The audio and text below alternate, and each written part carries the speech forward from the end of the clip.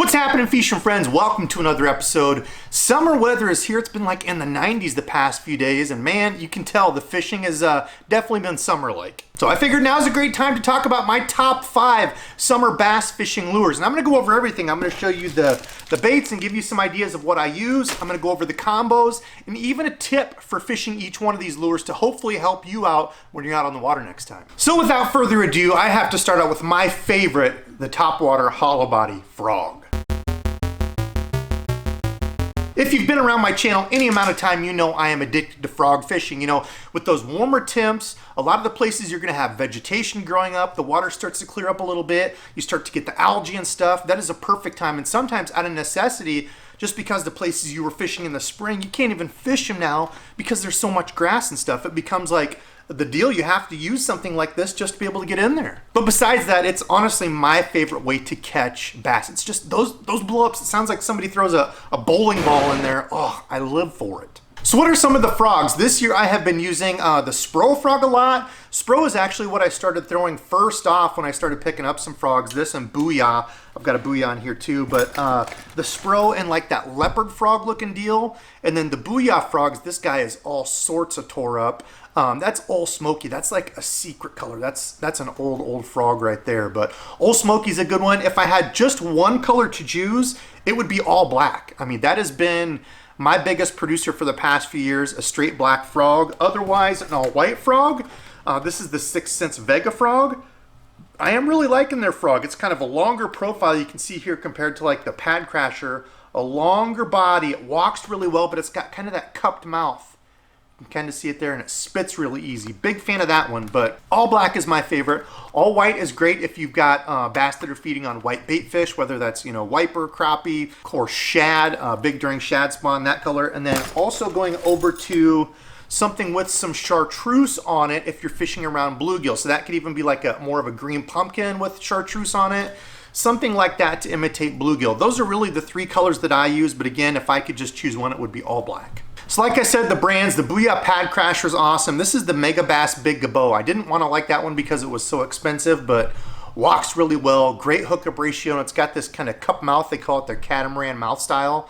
Awesome when you walk it back and forth. It's got this little spit. And then the Reaction Innovation Swamp Donkey, also another good little frog there. And when it comes to the combo, I like a 7'2" to a 7'5" heavy power, fast action rod. But a tip that's got just a little bit more bend in it is what I like. So this happens to be the Okuma Serrano. That's my frog rod for the year. So far, I am really liking that. You don't have to go super expensive for your frog rod. That's the thing. This is like a $100 rod you can get on sale, you know, 80 bucks. But you don't have to go super expensive because you're going to see those blow-ups, right? You're running braid.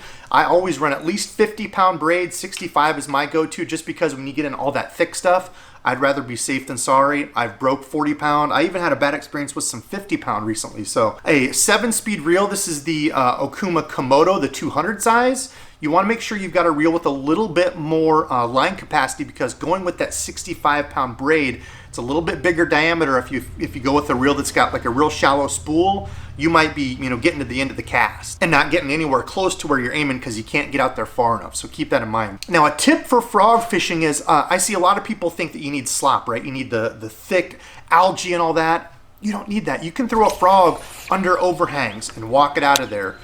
You can throw it, you know, obviously around sparse lily pads, around grass lines. You can walk it next to lay down logs and timber. Anywhere you would normally work like a popper or a walking bait, you can still use the frog. So don't think that, you know, oh, I can't frog in my lake because I don't have a bunch of algae and scum. You don't need that. And don't be afraid to make it walk back and forth and make it spit. That's been my thing. I think it makes a difference. There's a few frogs that do that. Oh, did I talk about the River to Sea Boliwa? That was one of my favorites from last year. I'm sorry, I forgot to say that, but it spits back and forth real well. So that's something I kind of look for in my frogs. But don't go super expensive on the rod. Spend more money on the reel and get a reel that at least has an aluminum frame because truly, frog fishing is one of the toughest things you can do to your reels, no doubt. All right, lure number 2, this is actually a rig. We're talking about the Wacky Rig. Now, the Wacky Rig is something that I think a lot of people overlook because, you know, they think like super light line. They're like, well, I can't throw it, you know, in my area. For me, a Wacky Rig, I mean, there's a number of things you can throw. You can throw just like your regular stick bait, you know, like a Yamamoto stick bait. This is the Big Bite Baits, what do they call it? Trick stick, you know, your 5-inch regular stick bait type deal. One of my favorite all times is the Reaction Innovations Pocket Rocket. I actually like the smaller size, the 4.5. This bigger 5.5, I like Texas rig, but the smaller version of this is killer on a Wacky Rig. My favorite Wacky Rig this year, without a doubt, has been the Missile Baits 48. One I had never used until this year, and I've caught a bunch of good fish. I've actually got a couple videos coming up with this. I caught a really good sized fish on it, but really like that. The 48 in the Super Bug. And I've been using the Watermelon Red Flake, which usually I'm not a fan of that color, but both have worked really well. Another one I've been testing out this year is the 6th Sense Clout. Also a cool, different looking stick bait. It's got like this diamondish pattern on it. I don't know how well you can see it there, but green pumpkin would be my all-around favorite. If you could only pick up one color of any of these, I would go green pumpkin for sure. Next is like a black and blue or some sort of dark color if you've got kind of stained water, because when you're throwing it in there and it's just, you know, slowly floating down and wiggling, that's the whole big deal with the Wacky Rig is do nothing deal. They're just seeing that silhouette. So green pumpkin's my all-time favorite though. Now the thing I like about the Wacky Rig, and if you're wondering what I'm talking about, Wacky Rig just means you're putting the hook in the middle of it here. I'd have the hook in the middle of it. Usually I run a couple O-rings to save my my lure, and it falls just like this, right? So it's shimmying on the way down. It's just like shaking on the way down, and that just drives fish crazy. And in the summer, it's so nice because you can flip this around, you know, lay down wood. Once you've got that vegetation coming up and you've got good hard vegetation lines, you can throw it right on the outside of that, or, you know, if you're paralleling it, parallel it right next to that and pop it. And it's such an easy rig to fish. You throw it out, pop it a couple times and let it fall, flutter down. Just don't touch it. Pop it a couple times, let it fall. That's all you're doing, and it drives fish nuts. Now, one other thing I will bring up is the hook. I've tested a lot of hooks. I've talked to different people about this, and I actually don't like the wacky hooks, like the weedless wacky hooks. I feel like the hookup ratio is just not as good as something like this. This is what they call like a Nico hook. What do they call theirs? They call theirs the Wacky Nico hook, but it's essentially just like a J hook. This is the Mustad version of it. This is what I first started using, was the VMC Nico hook, and you can see it's just a J style hook, just a simple J style there, and they even show you on the back for doing the Nico rig. It's the same thing with the Wacky. You're just putting it in the middle there. The hookup ratio on these is awesome. So they've got, you know, like weedless versions like this that have like fluorocarbon. Some of them will have like a thin wire, but I'm just not a huge fan of the little circle wacky hooks that have the wire that like hooks under it. And when it comes to the combo, I like a 3000 size reel. This is the new Okuma ITX. I am really digging that reel. $100 reel. So far it has been great for me. I go 15-pound fluorocarbon. This is the P-Line TCB braid. Nice thin braid. It's awesome because you can get a great cast with it. You've got that sensitivity of the braid, but I run a leader. So anywhere from 8 to 12-pound leader is what I usually put on there. 10 is like my all-around go-to. So if you're just picking one, I'd go 15-pound braid to a 10-pound fluorocarbon leader. For the rod, I like, which weight is this? A 7-foot medium power fast action rod. This is actually a shaky head rod, but this is a good do-it-all. This is actually the Okuma tournament concept. But any sort of medium power fast action rod, you know, if you're gonna spend more money on a rod, a finesse rod like this where you're trying to feel those real light bites is a good way to spend your money, but you're going braid to a leader, so you're gonna get that sensitivity. So even if you don't have, you know, a super expensive rod, that braid will help you out a ton. Now, the one tip I'll give you for the Wacky Rig is don't overwork it. So the power of the Wacky Rig is throwing that out, being as accurate as you can, trying to get it as close to that tree. So for example, if there's a tree here and I'm out here, I throw to it, let that fall on slack line all the way down straight next to that tree like this. If you throw it and you right away engage your bail, that lure is gonna swing out. So remember that, throw it on slack line, let it fall on slack line, and watch your line on the way down. Watch your braid, because as you throw that out there and you're letting it fall, a lot of times I'll have my bail open like this and it's just falling, and I'll see my line go jump real quick or start to move to the side. That's when I can, you know, flip my bail over and start reeling down on that fish, because I know a fish is taking it. But if I'm not watching my line, if I just throw it out there and I'm just, you know, messing around waiting, there's a good chance that fish will grab it. You don't even feel it a lot of the times on a Wacky Rig. They just kind of come up and suck it in. So Watch your line, make sure it's falling on slack line, and don't overwork it. Let it fall, slack, let it wiggle, just do nothing. As the summer temps continue to rise, the bass's metabolism goes up as well. So they're needing to eat more. They're going to be more active in the morning and at night. They want to feed. They need to put that on. They can't keep on the weight as much because their metabolism is higher, but they're going to be a lot more active during those times. So a bladed jig is a great way to attack that stained water. It works good in grass that's kind of stand-uppy grass, not the real mossy stuff that gets stuck in it, but it comes through kind of the straight stick-type grass really well, and it appeals to multiple senses, right? You've got whatever trailer on here doing work. You've got the skirt flaring. You've got this blade vibrating, bringing bass in. It's just a great way to draw bass in. Now, when it comes to the actual jig or the chatterbait, my favorite all around is the Chatterbait Custom. This is a Tackle Warehouse exclusive. And like always, I will link everything down below. You can use the links. It goes right exactly to everything I'm talking about. So if you want to pick them up, hopefully it makes it easier for you. But the Chatterbait Custom, I like the Bee Height Delight color here, which is like a green pumpkin with a little bit of white and chartreuse. Love that color. Then of course the bluegill color, which is your typical bluegills with the green pumpkin, orange, a little bit of blue, and a gold blade on it. I also like just a straight green pumpkin. It's hard to go wrong with that.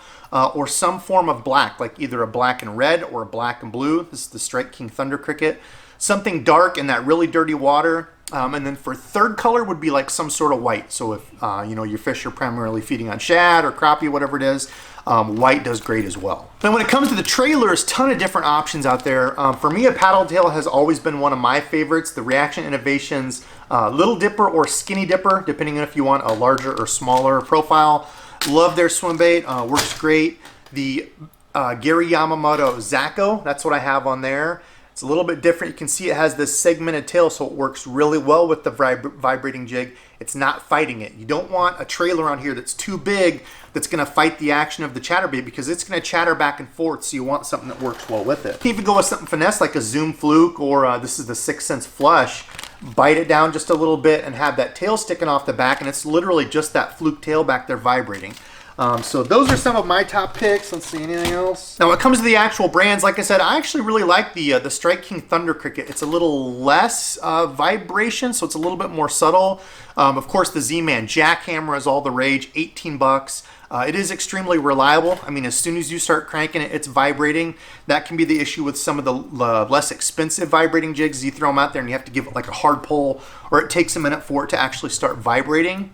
That's why I like the Custom. I think the Custom is the best bang for your buck, but there's like the Chatterbait Elite, the Chatterbait, I don't know how many, just the original. Try them out for yourself. Those are some of my picks. Okay, when it comes to my Chatterbait combo, I still personally like a medium heavy, fast action rod. This is a TFO Temple Fork rod. Love their stuff. This is the Bass Elite. Rod feels great, and their rods are a little bit softer, which is something I want to talk about. There's some guys that will talk about you want a moderate fast rod, or a rod that's got more bend in it. So when you throw this out there and you're reeling it in, that fish actually grabs it and has it in its mouth and starts to go a little bit, loads up that rod before you swing into it. If you feel that fish right away with a moving bait, the argument is you're pulling that bait out of the fish's mouth. So I personally still just go with a medium heavy, fast rod, I would say, but it's leaning more toward that moderate fast, like a soft rod that has more bend in it than the normal like extra fast where like just the tip of the rod bends. Something that loads up a little bit more. I usually run 17-pound fluorocarbon on my chatterbait setup. It's going to depend on what you're around. If you're around a lot of wooden stuff, or if you're somebody down in Florida, those guys are running like a heavy power rod with 50, 65-pound braid, right? It depends on what you're around. But for me, 17-pound fluorocarbon, this is the P-Line Tactical. Does cost a little bit more, but it's so soft. Like, some of the fluorocarbons feel like wire. Get yourself a good fluorocarbon that's a little bit softer, something that you can cast well, that, doesn't become a coiled up mess. And then for a reel, I like a 7-speed reel. This is that new Daiwa Zillion. Been testing this out. This combo feels amazing, as it should. This is a more expensive combo, but doesn't mean you have to go super expensive. I've used everything from the $100 Lose Xfinity for my chatterbaits to something like this. So use what you've got, stay within your budget, but that's where I go when it comes to the combo. Now, one tip for fishing the chatterbait, and I know this is going to seem kind of counterintuitive, is to hit stuff, bang into stuff. Now, chatterbaits don't play well with wood, so unless you've got some sort of actually the Super K clacking that I was using from them. Theirs is a weedless chatterbait or bladed jig, and it connects directly to the head, and it actually did really well around wood. I was surprised. Picasso has one that I was using that worked well, like a weedless vibrating jig style. I think even Z-Man has some. I don't know if I've used those, but be careful around wood. When you're around grass and such, if you're fishing above a grass line, so let's say the water is 5 foot deep and the vegetation goes up to like 3 feet. Here's the water. When I'm bringing it through that vegetation, I'm letting it kind of get stuck in it, then popping it out. So it's kind of almost going like a yo-yo. And when that gets stuck in some grass or whatever and you yank it out of there, a lot of times that's what makes that fish really react. It's like bait trying to get away real quick, and they'll nail it. As a bank angler for a long time, I'd fish safe. So I'd fish, way above the grass or way away from it so I didn't get snagged, or way away from that wood. And you just miss so many bites. I mean, hitting stuff, knocking into stuff, making that fish react is huge. So I know I've talked about it before, but do stuff out of the normal, get close to that stuff. Yes, you're going to lose lures. That's part of the game. But okay, lure number 4. Again, this isn't actually a lure, it's a rig, but it's so important for summer fishing for me, I can't not talk about it. It is the old Texas rig, a Texas rigged soft plastic with some sort of weight. Over the years, this rig has caught me more fish than anything, for sure. A Texas rig, whether I was throwing a big worm, a creature bait, a craw, I know for sure that the Texas rig has caught me the most fish. I do a lot of bank fishing, and when you're flipping and pitching wood next to frog fishing, I love, what's my saying? Find wood, pitch to wood. Next to frog fishing, throwing around shallow wood and brush, dock pilings, whatever it is my second favorite way to fish. And a Texas rig is such a good way to attack that, because as a bank angler, once you get this hook texposed, and all that means is I'm taking this hook point here and I'm burying it into the soft plastic like that, so it is nice and weedless. As a bank angler, that's huge, because I can throw it around, grass, I can throw it around wood, and not worry about getting snagged and hung up all the time. As opposed to being in a boat, you can drive over the lure and get pretty much anything out. The other thing is, this is just so dang versatile. I mean, you can swim, swim a Texas rigged worm. You can flip and pitch it. You can skip this under, brush and wood. Fishing gets slow, you can drag this. You don't have to worry about it getting caught in all the wood and stuff on the bottom. You can just do so much with the Texas rig. Okay, now when it comes to some of the Texas rig soft plastics, a big worm like this is the X Zone, what do they call it? The Blitz worm, yeah. 11-inch Blitz worm, black and blue. A dark color like this in the summer when you've got stained water is awesome. Those big worms present a large meal to that fish. They're more apt to go after a big meal like this, I think, than something real tiny coming in, because they don't want to expend a bunch of energy. Throw a big worm, they do awesome in the summer. Next would be some sort of craw that's got like a flap or a kick to it. So of course, the Rage craws are amazing. They've got a real quick, kicky deal to it. Or something like this. This is the Big Bite Baits Kamikaze Craw. You saw me catch that almost 5-pounder on this. It has more of like a flappy waving action to it. Something that's got commotion, something that's going to get those fish, triggered to come up and eat it. So I like a craw. My old man would slap me if I didn't talk about Tequila Sunrise, his all-time favorite worm color, but I noticed Strike King has that in the craw. Is going to be throwing that soon. Some sort of green pumpkin, if you've got kind of cleaner water, like a watermelon red is great. Or you can go with something, just kind of different. This is kind of my third category, is a beaver style bait. These are great when you're around real thick stuff, real thick wood and cover, because you can see how streamlined it is. Goes in around that brush real well and comes out easy. I would throw something like this in thick brush as opposed to that big long ribbon tail worm, because it can get caught up and wrapped around stuff. But you can go with like a green pumpkin chartreuse is also good in that stained water during the summer, like your summer craw type color they'll call it. June bug is another really good color in stained water. Then as you get to the cleaner water, something just more natural. If I could only pick one, again, it would be green pumpkin. It works in stained water, works in cleaner water, or just an all straight black. Don't go overboard with your colors, get a couple and focus on fishing. Okay, now when it comes to the setup, what am I running? Well, if I only had to pick one, I would go with either a 3 or 4-aught EWG hook. And you can see this EWG style is great because you can texpose it like that and it makes it completely weedless. 3 or 4-aught EWG hook with either a 1/4 or 3 ounce tungsten weight. And really just because it's so small. Also the tungsten, when you hit rocks and stuff, you can feel them so much easier. I do really like tungsten. Now, if you're starting out, going with like 1/4 ounce lead just to get used to it, you are going to get snagged and such. But as you get more comfortable with it, I would go with the actual tungsten. Now, when it comes to pegging the weight, what I can tell you is I try to not peg it if I can get away with it. So if I'm around like just big logs where I can drag it over it pretty easy, kind of sparse grass, I'm not going to peg it. But once I start getting into the thicker stuff, thicker bushes, like the real fingery bushes or thicker grass, I'm going to use a peg. And all that does is keeps your weight pinned right down next to this lure. So it's not, what'll happen is if you don't have it pegged, the weight will fall down and then the plastic is coming after it and you might get it all tangled up and stuff and just becomes a headache. So that's kind of my deal. If you can get away with it, don't peg it. If it gets thick, just peg it. Line is going to depend what I'm around. 15 is kind of my 15-pound fluorocarbon is kind of my go-to. 17 is kind of my middle of the road, and then you can go up to 20 if you're around thick stuff, or even 25. But my line is going to be determined by what I'm around, how thick the cover is, because especially if you're a bank angler, if you flip into the middle of some gnarly wood and hook a fish, you've got to be able to get it out. Again, you're not in a boat or or kayak where you can just drive over and get that fish out. You've got to be able to winch it back to you. So I tend to err on the side of caution. This is some 17-pound fluorocarbon. This is the P-line in the blue box, just their regular 100% fluorocarbon. I really liked it. When it comes to the combo, I like a 7.2 is my favorite all-around rod. So I would say like a 7-foot to a 7.4 maybe, depending on what you like. But medium heavy to a heavy power. Now this is actually a heavy, but it's rated for lures up to 1 ounce. And in a lot of companies, that's going to be their medium heavy rod. So it's tough because rod companies, they're not all the same. There's not like a standard. But I would say a medium heavy to a heavy. I like a fast action. Some people like stuff that's a rod that's a little bit more bendy. That's kind of up to you. I don't get too crazy about it because most of the time I'm just kind of flipping and pitching stuff pretty close. And more than often, you're going to feel that bite. Now for the reel, I do like a 7-speed reel. This happens to be an old Corrado 200D7, a little bit more line capacity, but you don't need that. Like I said, you're flipping and pitching stuff close, so you can just, most of the $100 reels like what? A Luz LFS 7-speed, Revo X, Daiwa Tatula CT or the Daiwa Fuego, SLX. Any of those reels are great for like just all-purpose flipping and pitching, or even your chatterbait combo.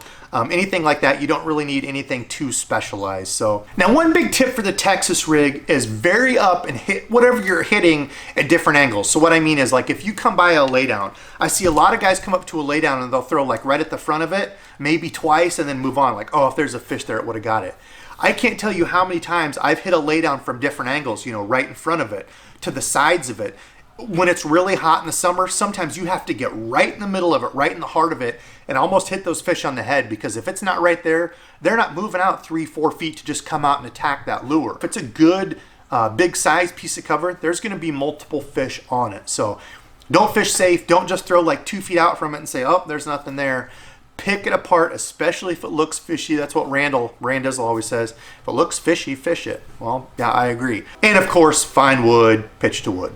Okay, lure number 5. I had to think hard about this because there's a number of lures, topwater lures, that you can throw in the summer. I talked about the frog. That's my favorite when there's a ton of vegetation, but some sort of moving topwater bait. Now you could go like a stick bait, or like a walking pencil style bait. You could go with a whopper plopper. You could go with just a regular popper, like an old Rebel Pop-R. And I thought about it and I'm like, you know what? A lure that I used to throw a ton that has kind of been neglected lately. I was actually throwing this. I'm loving the Cumberland Pro Lures Buzzbait. I was throwing a little 1/4 ounce. They have them with both the clacker. You can see the little clacker deal there, or without. The one I was throwing the other night did not have the clacker on it. And a buzzbait is so good in the summer because, like I said, those bass are more active, low light, early in the morning, like the first couple hours of sun up, and the last couple hours of sundown. Bass are active. They want some sort of commotion, and the buzzbait just does so well. Paralleling riprap banks has been always my favorite to throw a buzzbait, but along grass lines, bringing it next to wood, submerged wood and laydowns, it just brings bass. If you've got a little bit of stain to the water, a little bit of ripple on the water, perfect to throw that buzzbait. Good loud commotion, and it will bring fish up and in. So when it comes to some brands and colors, like I said, that Cumberland, I was using the white one from Cumberland the other night. I've got that video coming up soon. Caught some good fish on that. Really liking that because it runs true. And that's the big hard thing for me, is finding a good buzzbait that runs true, where it runs straight. It's not always running off to the side or wanting to spin. Theirs did really well. I also like a Buzz Toad. This happens to be a War Eagle Buzz Toad, right? So instead of the skirt, you can put whatever toad you want, like the Zoom Horny Toad's a good one. There's a ton of them out there, but a couple different ways you can run that buzzbait. Oh, speaking of that Cumberland buzzbait, that's exactly what I was throwing right there, but we'll cover that more in the video. There's what, the Mega Bass Jamaica Boa is one that people have been talking about. This is an old booyah. I actually took and just put a paddle tail on there. That's got the clacker so you can see it clacks. And then this is the Evergreen Loud Buzz, I think they call it. There's a ton of them out there. Find what you like. Some with a good squeak. See how that's got a good squeak to it? Something that runs true. That's really what I'm looking for. Now, I really go two colors for my buzz baits. If I'm trying to imitate shad, bait fish, I go white. If it's low light, I usually just go to a black. I keep it really simple. You can go, with like a flashy shad. You can go with the bluegill, if you're fishing in a pond. I'll go with like a smaller 1/4 ounce buzz bait, usually if I'm pond fishing, just because it's a little smaller, a little lighter. And then I'll go to something bigger, like a 3/8 or a 1/2 ounce if I'm fishing a larger lake. But really a darker color and a white color. That's it. Keep it simple. And when it comes to the combo, I like a 7-foot medium heavy power rod. So this is the new Abu Garcia Max X. And this whole combo is like, gosh, what? I don't even remember. I'll link it down below. But cheap. You don't need a super expensive rod. Again, remember, it's going to be Topwater. You're going to see those blowups. But I like a soft rod. Some of the cheaper rods, that's often a benefit because this whole combo together is like, what, I think $70. And the reel is like $50. So that's like a $20 rod, right? But a lot of times the cheaper rods are going to be soft, more bendy. They're not as crisp. And I actually like that for Topwater. So this is rated for lures up to 3/4 of an ounce. I like 17-pound monofilament on there. That's the Trilene, the crystal clear blue Trilene in the red box XL. Love that. Love the mono for Topwater like that on a buzz bait. You can go braid.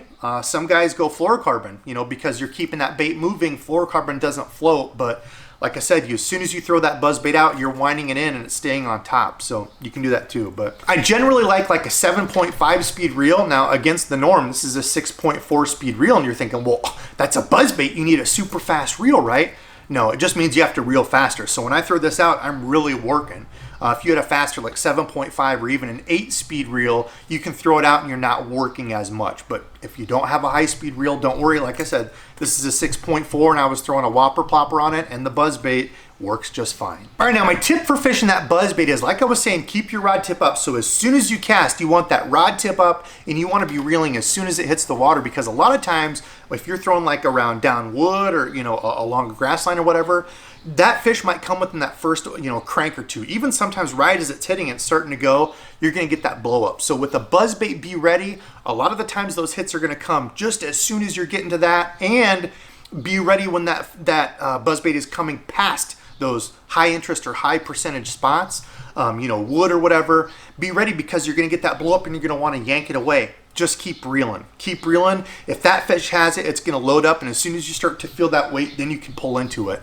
But what you don't want to do is be reeling and it blows up. Try to set the hook as soon as you can, because you can miss it and then you've pulled it clear away. Whereas if you just keep reeling, I know it's hard, you've got to train yourself, but if you just keep reeling, that fish might come up and slap at it and come back up and get it again. So keep reeling, be ready, keep that rod tip up, be ready to reel as soon as it hits the water. All right, fishing friends, that's going to do it for me. My top 5 summer bass fishing lures: that frog, the Wacky Rig, chatterbait, Texas rig, and of course the buzz bait. So do me a favor and comment below. Let me know, do you agree with my picks? Do you have other picks? There's so many lures out there that you can choose. It depends on your fishing style, where and how you fish. Comment below and let me know what your favorite 5 lures are. Now today's subscribed fishing friend is my guy Shannon Kirby. Shannon, thank you very much for watching and supporting, commenting on my videos. That helps a ton. If you guys don't like my videos, that's fine. Leave a comment below and let me know why. I'm always open to constructive criticism.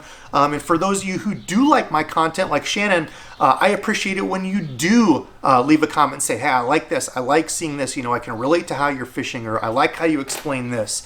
It helps me improve my channel, and that's ultimately what I want to do, is just keep getting better. So thank you everybody else who continues to watch and support. I really do appreciate it. My channel's done more than I ever thought possible, and it's because of all of you. So I need to get all this inside. It's starting to get hot out here. I'm starting to sweat. So get this inside cleaned up. Thank you all for watching, and until next time.